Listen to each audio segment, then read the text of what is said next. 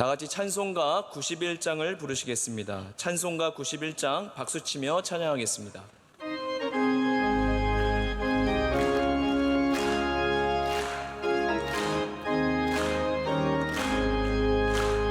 슬픈 마음 있는 사람 예수 이름 믿으면 영원토록 변함없는 기쁜 마음 얻으리. 예수의 이름은 세상의 소망이요 예수의 이름은 천국의 기쁨일세. 거룩하신 주의 이름 너의 방패 삼으라. 환난 시험 당할 때에 주께 기도드려라. 예수의 이름은 세상의 소망이요 예수의 천국의 기쁨일세. 존귀하신 주의 이름 우리 기쁨 되도다. 주의 품에 안길 때에 기뻐 찬송 부르리. 예수의 이름은 세상의 소망이요 예수의 천국의 기쁨일세. 우리 갈 길 다간 후에 보좌 앞에 나아가 왕의 왕께 경배하며 면류관을 드리니. 예수의 이름은 세상의 소망이요 예수의 이름은 천국의 기쁨일세. 오늘 우리에게 주시는 하나님의 말씀은 구약성경 다니엘서 10장 1절에서 9절의 말씀입니다. 구약성경 1250면에 있는 다니엘서 10장 1절에서 9절의 말씀입니다. 이 말씀을 저와 여러분이 한 절씩 교독하도록 하겠습니다. 바사왕 고레스 제3년에 한 일이 벨드사살이라 이름한 다니엘에게 나타났는데 그 일이 참되니 곧 큰 전쟁에 관한 것이라. 다니엘이 그 일을 분명히 알았고 그 환상을 깨달으니라. 새 이레가 차기까지 좋은 떡을 먹지 아니하며 고기와 포도주를 입에 대지 아니하며 또 기름을 바르지 아니하니라.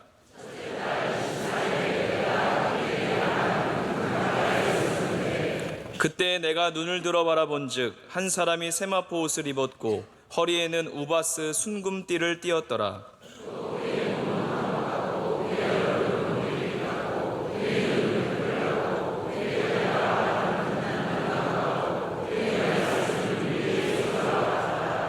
이 환상을 나 다니엘이 홀로 보았고 나와 함께한 사람들은 이 환상은 보지 못하였어도 그들이 크게 떨며 도망하여 숨었느니라.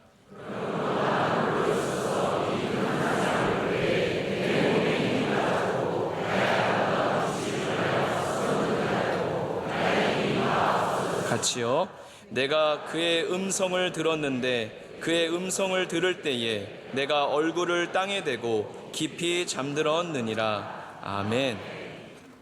특순 시간입니다. 먼저 강단부와 그리고 4대 교구 부장단이 특순으로, 이어서 교회 사랑하는 찬양대가 찬양으로 하나님께 영광 돌리겠습니다.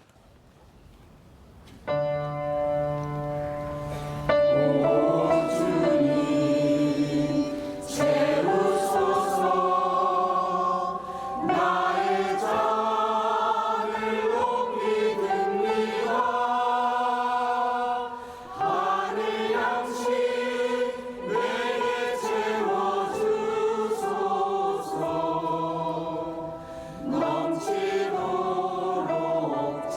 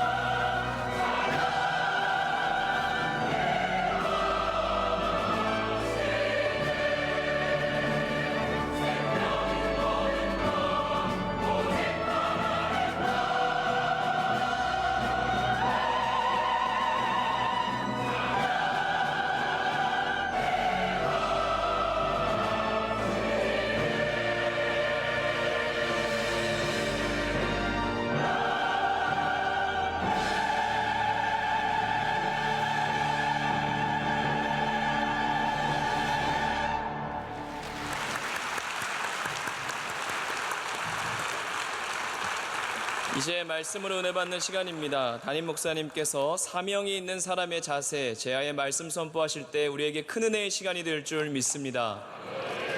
네, 하나님께서 모든 귀한 찬양 기쁘게 받으실 줄로 믿습니다.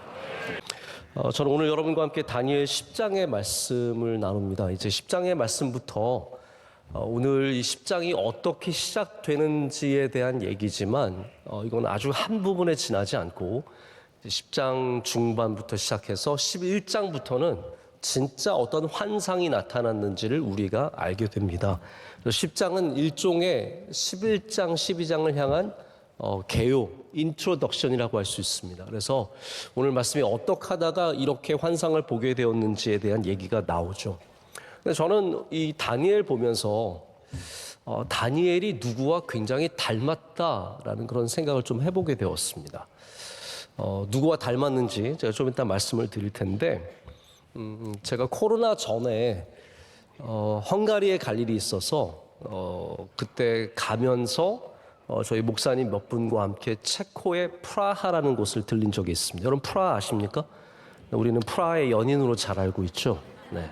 드라마 때문에 굉장히 유명해졌는데 저도 좀 궁금했습니다. 프라하가 어떤 도시일까? 그래서 프라하를 갔더니 다들 이게 아름답다 저게 아름답다 했는데 제가 지금 한 6년 지났는데 아직도 제 마음에 깊이 남아있는 장소는 프라하 성도 아니고요, 프라하 야경 하나도 생각 안 납니다.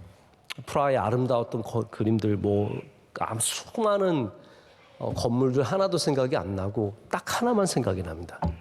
얀 후스라고 하는 종교개혁가입니다. 구시가지에 가면은 얀 후스의 동상이 있습니다. 그리고 그 검은색으로 세워진 동상 건너편으로 조금 걸어가면 얀 후스가 목회를 했던 옛날 성당을 본따서 만든 베들레헴이라고 하는 작은 교회가 있습니다. 저는 이 야누스와 베들레헴 교회를 보면서 굉장히 오랫동안 마음에 두게 되고 지금도 늘 그 생각이 납니다. 우리는 루터와 깔뱅을 종교 개혁자로 알죠. 근데 루터 이전에 항상 그 이전에 누군가가 있었다는 사실을 잊어서는 안 됩니다. 한국 교회 부흥이 있지만 그 전에 누군가가 있었던 것이고, 이 루터와 깔뱅 전에 있었던 사람들이 루터 전은 얀 후스고요, 깔뱅 전은 쯔빙글리입니다. 이와 같은 위대한 종교 개혁가들이 이미 존재했었습니다. 다시 말해서 그 당시에 카톨릭이 갖고 있었던 심각한 신학적인 문제와 예배의 문제는 갑자기 사람들이 발견하게 된 게 아니라는 거죠. 계속 느껴왔던 거예요. 이거 문제가 있다. 고쳐야 된다. 그래서 이 성경의 말씀으로 돌아가야 한다라고 주장했던 사람이 누구냐 하면 위클리프라고 하는 사제입니다.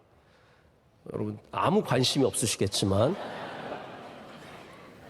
위클리프가 왜 중요한 이름이냐 하면요, 지금도 위클리프 선교회가 있습니다. 위클리프 선교회가 뭐라는 선교회냐면요, 성경 번역을 하는 선교회예요. 왜 그 이름이 따왔는지 알겠죠? 위클리프라고 모르시겠어요? 제가 방금 가르쳐 드렸는데, 위클리프가 성경을 떠나서 신앙을 잘못하고 있었던 카톨릭 그 무시무시한 세상에 조금만 잘못 보이면 죽여버리는, 화형시켜버리는 그러한 무시무시한 때에 말씀으로 돌아가야 한다고 주장했고, 그 위클리프의 주장을 따라서 말씀 사역을 한 사람이 얀 후스입니다. 얀 후스는 여러분 지금 제가 막 교회사 얘기한다고 생각하지 마시고요, 다니엘에 대한 말씀드리기 위해서 이거 말씀드리니까 좀 귀 기울여 들어보십시오. 그래서 얀 후스는 위클리프의 그 도전을 통해서 이분이 신학교 총장이었습니다. 그런데 이 상태로는 안 된다는 거예요. 그래서 베들레헴 그 당시는 성당이죠. 왜냐하면 종교개혁이 이루어지지 않았기 때문에 교회가 아닙니다. 성당입니다. 그 성당에서 모든 예전과 예배를 철저하게 성경적으로 바꿉니다. 지금도 야누스가 목회했다는 그 베들레헴 성당, 본따서 만든 거지만 좀 다를 거예요. 그 안을 들어가 보면요, 정말 경외심이 생깁니다. 다른 종류의 경외심이에요. 여러분 혹시 서양의 카톨릭 교회, 아주 오래된 교회 가보신 적 있으십니까? 어느 교회를 가도 예를 들어서 캐세드리라고 하는 성당 중에서 캐세드리라는 게 있어요. 캐세드라는 뭐냐 하면 추기경이 들어갈 수 있는 성당을 캐세드리라고 합니다. 그 정도로 큰 성당이죠. 그런데 가면 어마어마합니다. 무시무시함.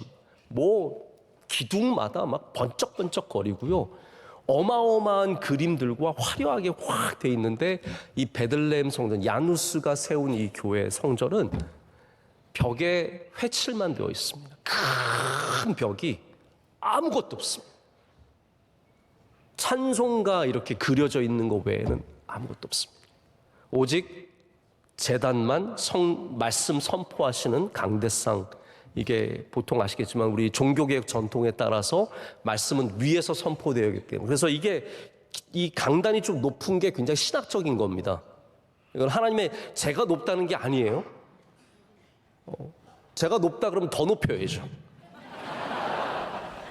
뭐 저 꼭대기에서. 이 제단이 높은 곳은 하나님의 말씀의 권위를 말하는 겁니다. 그래서 그 중간층 2층에 올라가서 강대상 들어가게 있는 그 부분 빼놓고는 다 벽입니다. 그리고 교회 안에 우물이 있어요. 전 그것도 굉장히 은혜가 됐어요. 하나님의 말씀에 샘이 흘러나오고 생명의 샘이 흘러나오는 곳, 우리 이 에스겔에 나오는 것처럼 성전에서 흘러나오는 물이 한 키가 되도록 가서 배를 띄우는 그런 상상을 할 수 있는 우물이 그 안에 있습니다. 그래서 얀 후스가 그렇게 종교 개혁을 했을 때 독일에 있는 카톨릭에서 재판을 받게 되고 이단성을 재판 결과로 받게 된 다음에 바로 화형을 당했습니다. 얀 후스가 얼마나 비참하게 화형을 당했냐. 그 귀한 분이 머리를 다 벗겨서 머리에 악마라고 쓰고 악마의 그림을 그리고 온갖 저주를 받으면서 그분이 화형을 당해 죽습니다. 근데 얀 후스가 화형당하면서 죽으면서 뭐라고 했냐면요, 이 후스라는 이름이 거위라는 뜻이래요. 근데 뭐라고 얘기했냐면 지금 여기 한 거위는 불에 타서 죽지만 100년 뒤에 당신들이 불에 태울 수도 없고 끓일 수도 없는 백조가 나타날 것이다 라고 하고 죽습니다. 그 백조가 누가 됩니까? 마틴 루터가 됩니다. 루터의 이 시작이 얀 후스의 화형입니다. 그래서 1400, 제가 다 외우는 거 없이 얼마나 훌륭합니까?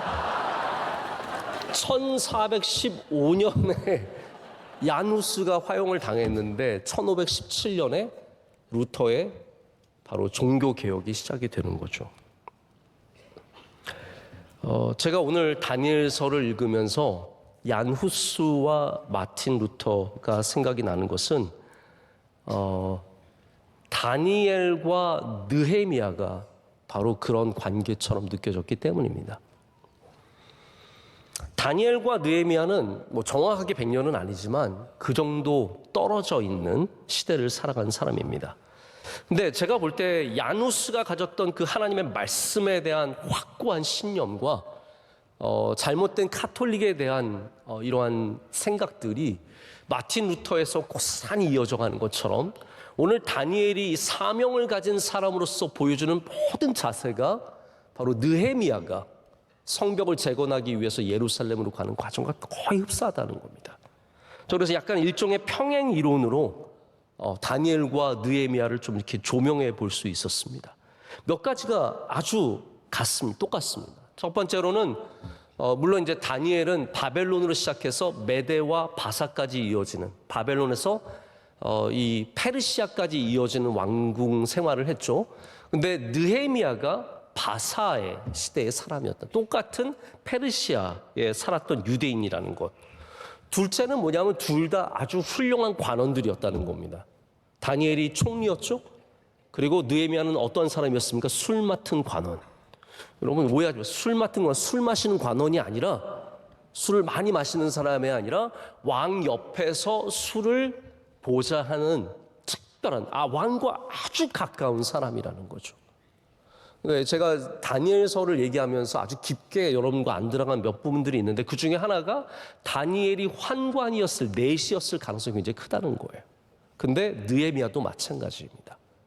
다 그렇기 때문에 왕 바로 옆에서 생활할 수 있게 되고 왕비에게도 접근할 수 있는 일들이 생기는 거죠. 세 번째는 둘 다 말씀을 통해서 은혜를 많이 받았다는 겁니다. 할렐루야. 저는 그리고 이런 말씀을 드리는 게 뭐 다니엘과 느헤미야가 비슷하다 이렇게 끝내자는 게 아닙니다. 우리가 바로 그 다니엘에서부터 흘러나오는 느헤미야로 이어지는 사명자의 자세를 이어가야 된다는 겁니다. 그럼 우리는 어떠한 존재입니까? 제가 또 좀 더 말씀을 드리겠지만 우리도 똑같아요. 우리도 바벨론에 살아가는 그리스도인이에요. 우리가 그냥 천국에 살아가는 사람, 물론 하나님의 나라가 이 땅에 임했지만 여전히 우리는 예수 그리스도를 조롱하고 하나님 믿는 사람을 핍박하는 바벨론에 살아가는 그리스도인이라는 생각을 하셔야 됩니다. 그래서 우리도 사실은 다니엘과 똑같은 존재들입니다. 그게 또한 묵시록의 역할이죠. 너희도 그런 사람이라는 겁니다. 너희가 핍박받을 때 다니엘을 보라는 것이고 우리가 사명을 가질 때 다니엘을 보라고 하나님께서 이렇게 말씀을 허락하신 겁니다. 할렐루야. 자, 그래서 말씀의 은혜를 받았어요. 제가 지난 9장에서도 여러분께 말씀을 드렸지만 다니엘이 예레미야를 읽으면서 크게 눈물을 흘리고 하나님의 예비하심, 하나님의 뜻하심을 생각해 보게 되지 않습니까? 느헤미야는 성경에는 이제 동생 이름이 나와요. 동생이 누구입니까? 하나니거든요. 저는 그 이름 볼 때마다 하나냐, 하나니, 제가 굉장히 별로 안 좋아하는 이름들입니다. 하나냐, 하나니. 네, 저를 찾는 것 같아서. 느헤미야의 동생이죠. 하나니가 보내준 예루살렘의 이야기를 들으면서 눈물을 흘려요. 근데 그 근본적인 원인이 어디 있냐면 에스라라고 하는, 그래서 여러분 에스라 느헤미야는 원래 같은 성경이죠. 유대인들은 같은 성경입니다. 우리가 나눈 거지 원래는 에스라 느헤미야는 한 묶음입니다. 에스라가 먼저 가서 거기서 이제 회복을 하고 그러는 가운데 예루살렘 성벽이 무너진 것을 이제 페르시아의 왕에게 보고를 한 겁니다. 그 편지가 또한 우리가 여기서 보지 못하는 느헤미야가 읽은 거예요. 그러면서 깊이 슬픔을 느끼고 아픔을 느낍니다. 그리고 또한 둘 다 다니엘도 그렇고 느헤미야도 그렇고 이로 인해서 금식하며 기도하며 사명자로서 이 일을 감당하게 되죠. 저는 오늘 여러분 야누스, 다니엘, 느헤미야 다 중요한 인물들이고 우리가 알면 좋지만 저는 여러분에게 단순히 지식을 전해드리고 싶지는 않습니다. 여러분 사명자가 되십시오.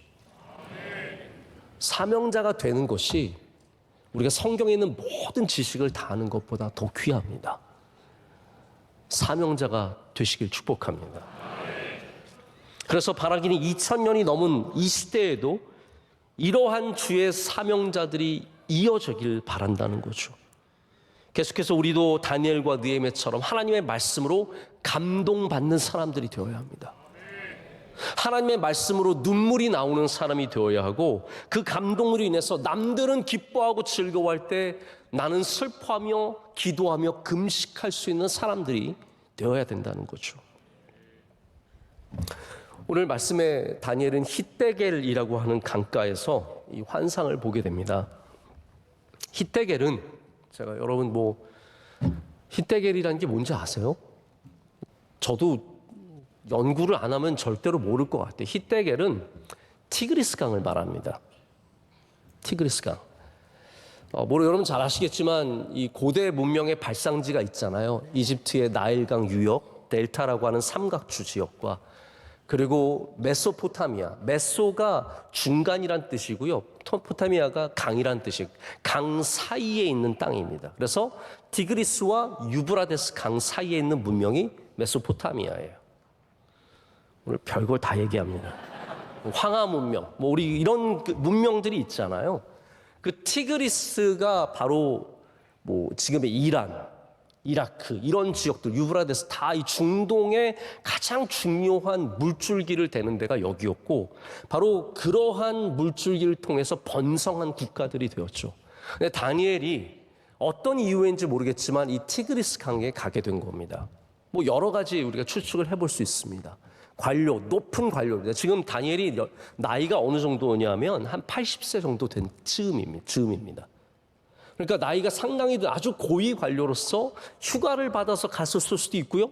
아니면 왕의 명령을 받고 뭔가를 시행하기 위해 갔을 수 있습니다. 어쨌든 제가 보면 그렇습니다. 여러분, 하나님의 말씀이 언제 임하냐면요, 그거는 모르는 겁니다. 우리가 휴가 갔을 때도 하나님 말씀 주실 수 있는 거고요. 막 놀러 가서 놀고 있는데 하나님이 감동 줄 수 있는 거고, 쉬는데 감동 줄 수 있는 거고, 부흥회 때도 감동 줄 수 있는 거고, 언제든지 감동을 줄 수 있는 거죠. 하나님의 임재는 언제 어디에서든 가능합니다. 히데겔에 어떠한 이유로 가든지 다니엘은 여전히 하나님과 동행하는 사람이었다는 겁니다. 여러분, 어디를 가시든지 주님과 동행하실 축복합니다. 다니엘은 이 히데겔에서 디그리스 강에서 아주 중대한 환상을 보게 됩니다. 이제 그 이야기가 10장에 나오지도 않아요. 10장은 계속 위로만 해줘. 너무 다니엘이 이 환상이 중에서 힘들어하니까 주의 천사가 나타나서 계속 어루만져주고, 너 소중한 사람아, 사랑받는 사람아, 일어나라, 이것만 해주고 11장 가야 이제 드디어 환상이 나타납니다. 이게 얼마나 중대한 환상이면 이렇게 계속 뜸을 들이겠습니까? 근데 오늘 1절 말씀을 보면 이게 정말로 큰 환상인 것을 보여주는 것이 그 일이 참되니 곧 큰 전쟁에 관한 것이다 라고 말합니다. 이 전쟁이라는 단어가 나와 있지만 이거를 여러분 고난으로 해석하시면 좋습니다. 큰 고난에 관한 것이라. 앞으로 하나님의 백성들이 당할 그 수많은 고난들에 대해서 하나님께서 알려주시고 그로 인해서 사명자로서 준비하고 선포하고 사람들에게 나누게 하시는 거죠. 근데 제가 오늘 이 사명자를 계속 묵상하면서, 여러분, 사명자의 삶은 좀 외로운 게 있습니다. 그렇지 않습니까? 우리가 주님 섬기다 보면은 참 좋은데 외로울 때가 있어요. 다 나 도와줄 것 같은데요, 전혀 아무도 도움이 안 될 때도 많고요. 나 혼자 홀로 이 싸움을 하는 것 같은 외로운 때가 있습니다. 그래서 사명자의 삶이 그렇게 막 복되고 멋지고 그런 건 아닙니다. 제가 어떤 면에서 그걸 느꼈냐면, 사명자의 삶은 성경이 가르치는 거랑 상반될 때가 많아요. 어떤 얘기냐면요, 여러분, 우리 성경이 우리에게 기뻐하라고 합니까? 슬퍼하라고 합니까? 기뻐하라고 하잖아요. 항상 기뻐하라 하잖아요. 항상 기뻐하라 해요. 성경은 근심하지 말고 기뻐하라 그러는데 사명자들은 슬퍼할 줄 알아야 합니다. 자, 묘하죠? 성경은 기뻐하라고 가르치는데 사명을 받으면 슬퍼할 줄 알아야 돼요. 슬픔이 무엇인지 알아야 되고 그 일을 감당하면서 슬픈 일들이 생깁니다. 오늘 말씀의 배경이 되는 첫 번째 달, 이거를 히브리어로 니산월이라고 하죠. 니산월에 여기 중간에 힌트가 있습니다. 24일에라고 되어 있는데, 뭐 성경에 보면은 3번 이레를 금식하였다라고 했습니다. 이레가 며칠이에요? 여러분 아시네요, 그거는? 네. 여호와 이레가 아닙니다. 이레가 7일이에요. 그러면 37에 오, 이런 거 헷갈릴 수도 있는데 잘 아시네요. 그러면 1월 며칠부터 금식한 거예요? 24일에서 21일 빼면? 그건 또 안 되세요? 1월 3일부터 금식을 한 겁니다. 여러분 잠 좀 깨시라고 제가 산수 좀 시키면 더 졸리신 분들도 계신데, 어쨌든 1월 3일부터 1월 24일까지 무려 21일 동안을 다니엘이 부분 금식을 한 겁니다. 먹을 건 좀 먹었지만 고기나 좋은 것들을 다 제하고 기름도 바르지 않습니다. 이 기름을 바른다는 건, 제가 이번에 그 미국의 서부에서 지내면서 물이 안 좋아요. 여러분, 우리나라 물이 최고인 줄 아셔야 돼요.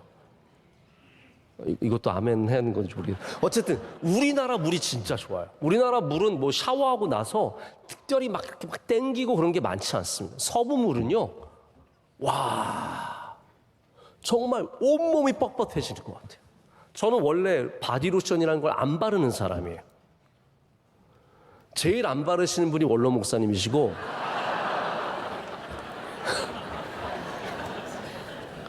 원로 목사님은 진짜 뭐 상남자세요. 아주 멋지세요.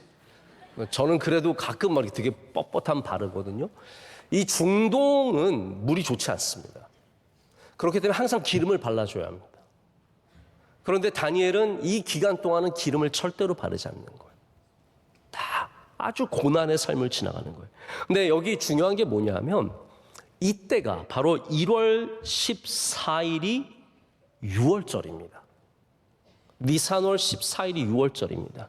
그리고 6월절 다음부터 7일 동안은 뭐예요? 무교절이라고 해서 그 6월절을 기념하는 절기예요. 무교병을 먹으면서 하나님의 우리를 구원하신 사건을 뭐 어떻게 해요? 기뻐하는 날이에요. 기뻐하는 거잖아요. 지금 기뻐해야 되는데 다니엘은 그 기뻐해야 하는 순간에도 사명자였기 때문에 슬픔을 택하는 겁니다. 여러분, 이게 쉽지 않은 거죠.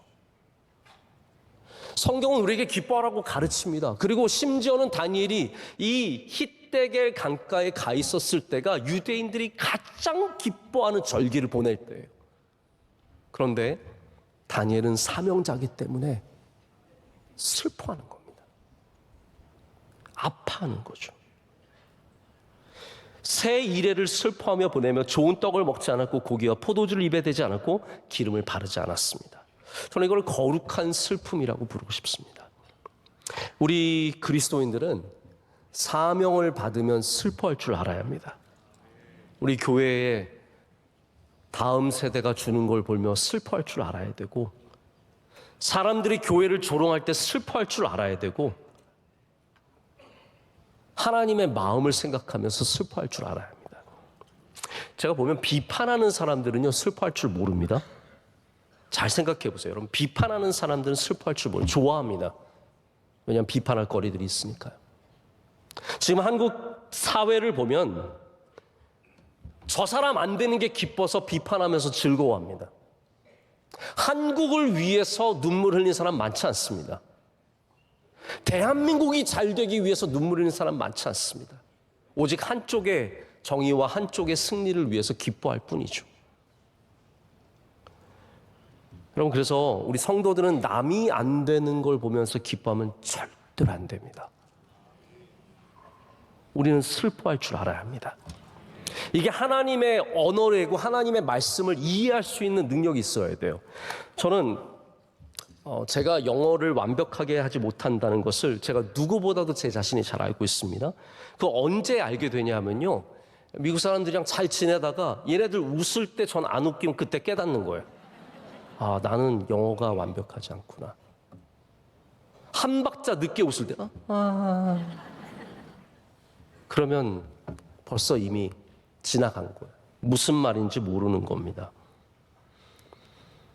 분위기상 웃을 뿐이죠. 언어를 제대로 모르면 그렇게 되는 겁니다. 우리가 하나님의 말씀을 제대로 모르면 슬퍼해야 할 때 슬퍼할 줄 모르고 기뻐해야 할 때 기뻐할 줄 모릅니다. 아까 말씀드린 것처럼 다니엘의 평행 이론으로 제가 느헤미야를 제시하지 않았습니까? 느헤미야가 그렇게 슬퍼한 사람입니다. 느헤미야가 동생 하나니 이야기를 통해서 이스라엘의 그 예루살렘 성벽이 무너진 걸 보고 문이 불탔다라는 것을 두고 우는데 수일을 슬퍼하며 금식하며 기도했다라고 합니다. 그래서 느헤미야가 기도하죠. 하나님, 저에게 보내주십시오. 제가 가겠습니다. 그래서 정말 말도 안 되게 느헤미야가 총독으로 가게 되어서 52일 만에 성벽을 재건하는 사건이 나타나지 않습니까? 왜 느헤미야가 슬퍼했습니까? 그렇게 잘 되는 사람이, 아니 다니엘이 슬퍼할 이유가 뭐가 있습니까? 지금 총리고 왕의 신임을 받고 있고 온갖 권력을 다 갖고 있고 80세까지 장수했고 슬퍼할 게 뭐가 있습니까? 느헤미야가 슬퍼할 게 뭐가 있습니까? 동료 백성들이 어떻게 되든 자기는 술 맡은 관원이고 왕과 맨날 같이 있고 모든 게 잘 되고 있는데 뭘 슬퍼합니까? 그러나 사명을 가지면 슬퍼할 줄 알게 되는 거예요.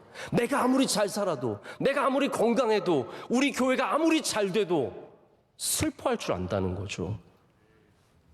우리는 아파하시는 분을 알잖아요. 우리는 슬퍼하시는 분을 압니다. 바로 예수님이십니다. 예수님께서 아파하셨고 슬퍼하셨습니다. 불쌍한 자들을 보면, 예수님은 걱정할 게 하나도 없으신 분이지만 불쌍한 자들을 보면 슬퍼하셨습니다. 그래서 마태복음 보면은 맹인 2명이 예수님께 고쳐달라고 불쌍히 여겨달라 그래요. 그게 에레레오거든요. 불쌍히 여겨달라. 근데 예수님께서 자비를 베풀어 달라는 에레레오를 하지 않으시고 뭐라고 성경에 되어 있냐면 스플링카니조마이라고 되어 있습니다. 이거는 뭐냐면 창자가 끊어지는 아픔을 갖는다는 뜻이에요. 예수님은 그냥 나아라, 깨끗해져라 이러고 가신 게 아닙니다. 아파하셨습니다. 할렐루야. 예수님의 잘되심과 상관없이, 예수님의 완전하심과 상관없이 연약한 자를 보고 아파하셨다는 거죠. 여러분, 우리가 슬퍼하는, 내가 아무리 건강하고 우리 집이 아무리 잘 되고 우리 자녀가 문제 아무것도 없어도 하나님의 나라를 위해 슬퍼할 줄 아는 주의 종들 되어야 할 줄로 믿습니다. 연약한 자들 보면 아파할 줄 알아야 되고, 우리가 예수님처럼 창자가 끊어지는 아픔은 아닐지라도 애타하는 마음은 가져야 되지 않겠습니까? 하나님께서 그런 사람들을 다니엘처럼 세워주시는 거고, 아니 그렇지 않으면 뭐하러 세워주시겠어요? 아파하지도 않는데 높은 자리 가서 뭐 하려고? 지만 잘 먹고 잘 살 건데, 자기만 잘 먹고 잘 살 건데 하나님 뭐하러 여러분을 높여주시겠습니까? 혼자 영광 다 받으라고요? 여러분께서 아파하는 마음을 가져야 주님께서 쓰시는 겁니다. 그리고 만약 하나님께서 여러분을 귀한 자리, 좋은 자리 보내주셨다면 거기서 다니엘과 같이, 느헤미야와 같이 슬퍼할 줄 아는 여러분 되시길 축복합니다. 우리가 또한 두 번째로 거룩한 근심에 빠질 줄도 알아야 합니다. 제가 아까 말씀드렸죠. 상반됩니다. 성경이 보편적으로 우리에게 말하는 것과 상반돼요. 성경은 기뻐하라고 하지만 우리는 슬퍼할 줄 알아야 합니다. 하나님의 사명자로서 똑같습니다. 성경은 근심하라고 해요? 근심하지 말라고 합니까? 근심하지 말라고 해요. 저도 설교할 때 근심하지 말라고 합니다. 근심하는 거 99%가 다 쓸데없는 걱정이라고 얘기하죠. 실제로 그렇습니다. 그러나 우리가 사명을 가지면 우리는 거룩한 근심을 하게 되어 있습니다. 그래서 이거는 그냥 슬픔이 아니고 그냥 근심이 아니고 바로 사명자들이 갖는 거룩한 슬픔이며 거룩한 근심이라는 거죠. 다니엘이 이 모든 일들을 보면서, 이 환상을 보면서 느헤미야와 똑같이 자신들은 다 땅을 떠나서 잘 되고 있는 사람들이지만 안 되는 사람들을 향한, 안타까운 일들을 향한 근심이 있었습니다. 여러분, 대부분의 사람들이 자기 잘 살면 끝입니다. 자기 가족만 대부분 보면서 살아갑니다. 여러분, 얼마만큼 기도의 넓이가 있으시고 깊이가 있으십니까? 사명자들은 넓어져야 합니다. 보는 시야가 넓어야 합니다. 제가 보면은 목회자들도 다 시야가 다릅니다. 어떤 목회자는 한국을 바라보고 있고 어떤 목회자는 오늘 설교할 것만 바라보고 있습니다. 내 집만 바라보는, 내 아이들만 소중한 목회자가 있고 하나님의 자녀들을 바라보는 목회자가 있습니다. 시야가 다 다르더라고요. 우리 교회 안에서도 섬기시는 분들 보면 교구를 굉장히 아끼시는 분이 있는가 하면 전혀 아무 생각 없이 그냥 내 몸 건사하고 우리 가정 잘 되는 게 온갖 기도 제목의 처음이고 끝인 분들도 있습니다. 저는 그게 완전히 잘못됐다고 말씀을 드리고 싶지는 않습니다. 하지만 여러분, 우리가 사명자가 되려면, 그리고 우리 모두가 사실은 사명자입니다. 할렐루야. 우리 모두가 사명자이기 때문에 우리가 주님의 근심으로 근심할 줄 아는 사람들이 되어야 합니다. 우리나라에도 보면 독립운동가 가운데 자기는 엄청 잘 사는데, 그런 여러분 영화도, 우리나라 요즘에 그런 영화도 좀 나왔잖아요. 독립운동하는 영화. 저는 보진 못했는데 독립운동 하신 분들 보면은 나는 잘 살아요. 99칸짜리 기와집에 살고 있고 너무 떵떵거리며 살고 있지만 밤에는 몰래 변장에 나가서 여기 있다고 독립운동 자금을 대고 잡히면 죽는데 그 위험을 무릅쓰고 가서 돕는 거예요. 여러분, 그런 분들이 진짜 애국자 아니겠습니까? 내가 잘 되고 끝이 아니라는 거죠. 내가 유명한 사람 만나고 내가 건강하고 우리 집안이 잘 되면 아무 생각도 없이 그것만 바라보며 사는 게 아니라, 내가 아무리 잘 돼도 하나님 생각하고, 할렐루야, 교회를 생각하고, 한국 교회를 생각하고, 선교를 생각하고, 우리 원로 목사님 늘 그거 강조하셔요. 선교를 생각하라는 거예요.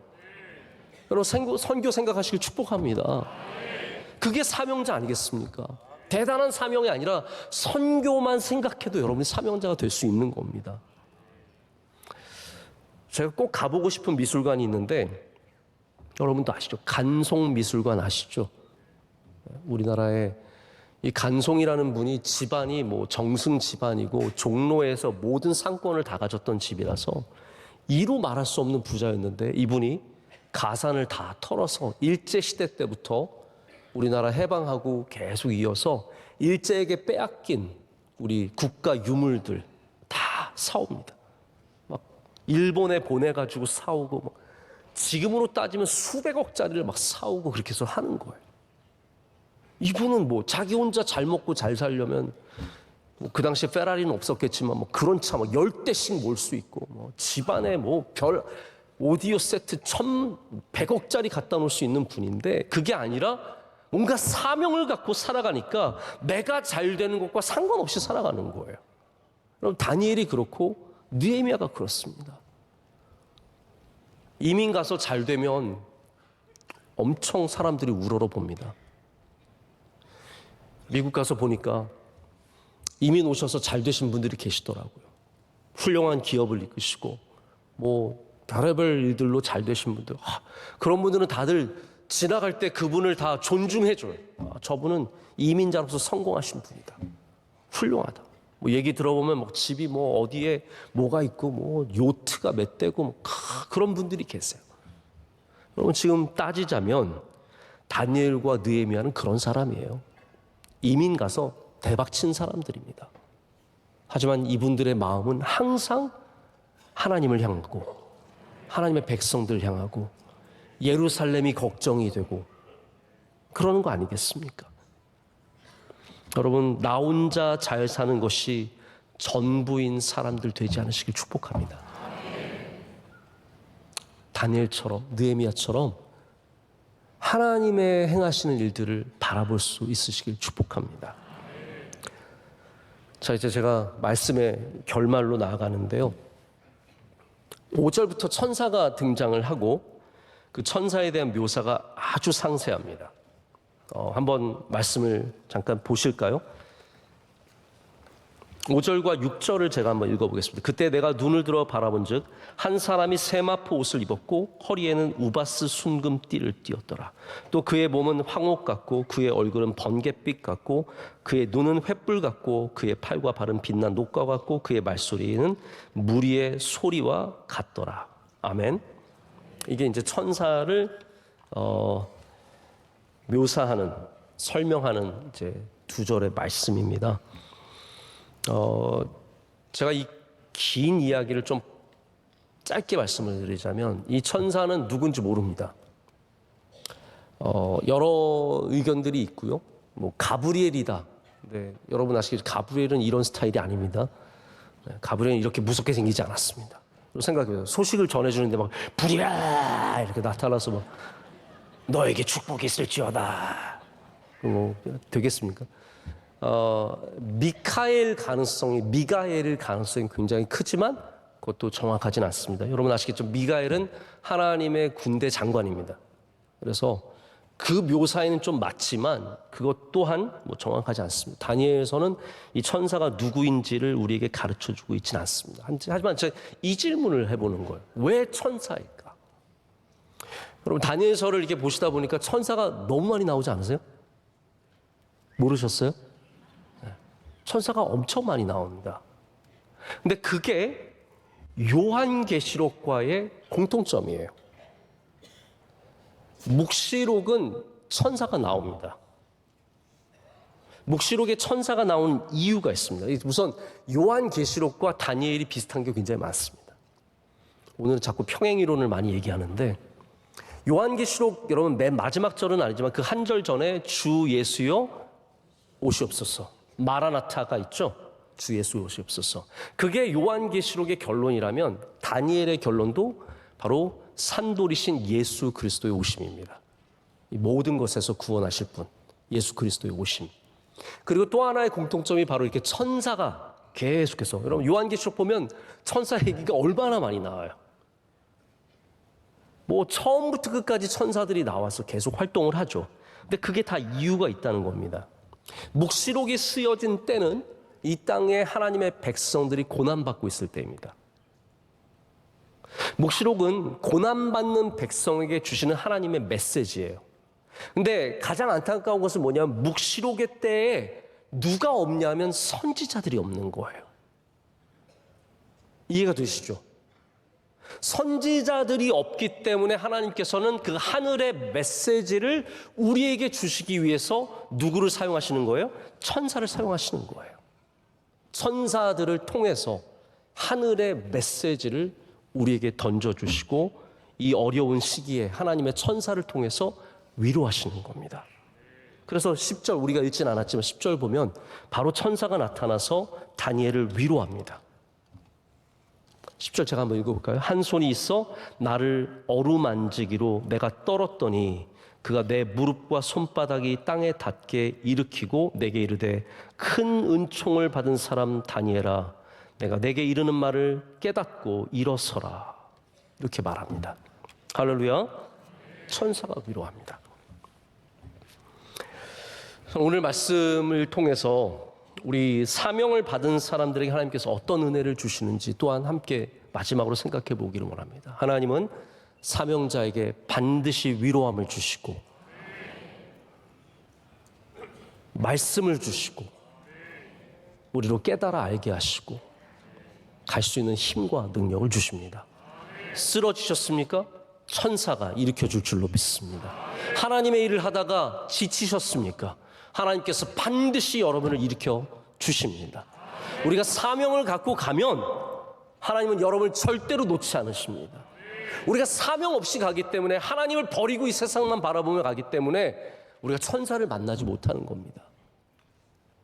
우리 이 어려운 때에 정말 묵시록의 시대와 같은 이 시대에 우리는 더욱더 사명자로 살아가기를 원합니다. 그럴 때 하나님께서 여러분에게 힘을 주시고 여러분이 슬퍼할 때 힘 주시고 여러분이 거룩한 근심할 때 힘 주시고 이 막대한 중대한 일을 짊어지고 쓰러질지라도 주의 능력이 우리를 다시 일으켜 세워서 주의 일을 감당하게 하실 줄로 믿습니다. 여러분 모두가 하나님과 하나님의 나라를 위해서 다니엘처럼 느헤미야처럼 얀후스처럼 사명자의 걸음을 걸어가시기를 축복합니다. 우리 함께 찬양하고 기도하는 시간 잠시 갖도록 하겠습니다.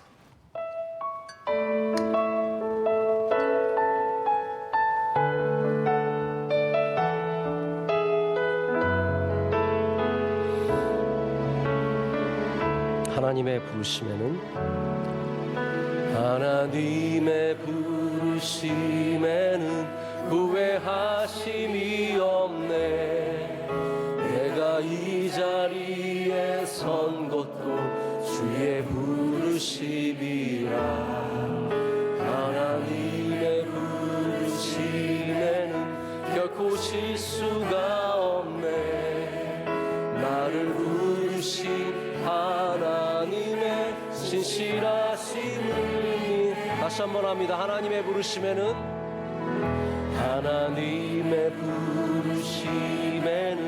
후회하심이 없네.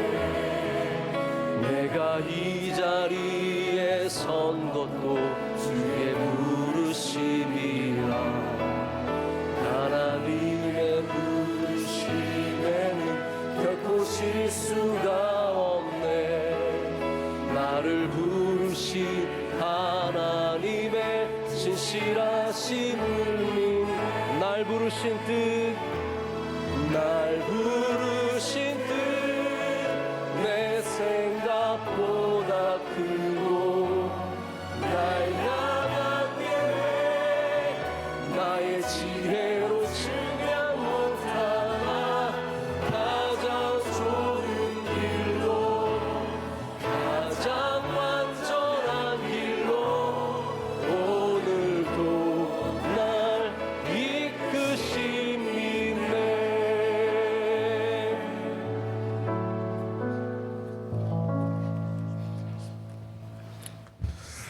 하나님 감사합니다. 추운 겨울에 열심을 다하여 예배에 충성하는 모든 성도들을 축복해 주옵소서. 오늘 또한 귀한 예물 주님 앞에 봉헌하며 여러 가지 기도의 제목을 담아 주님 앞에 향내나는 기도로 올려드리오니 이 예물 위에 우리 주님 손을 얹어 축복해 주시고 하늘의 신령한 것과 따릉에 기름진 것으로 풍성한 은혜의 삶을 누리는 성도들 다 되게 하여 주옵소서. 이제는 우리 구주 예수 그리스도의 은혜와 아버지 하나님의 크고 놀라우신 사랑과 성령님의 인도 충만 교통하심이 오늘 다니엘처럼 우리의 교회를 바라보며 가정을 바라보며 또 일터와 신음하고 아파하는 이 민족을 바라보며 슬퍼하며 사명자의 길을 담대히 걸어가는 우리 명성의 모든 가족들 위해 이제로부터 영원까지 함께 하시기를 축원하옵나이다. 아멘.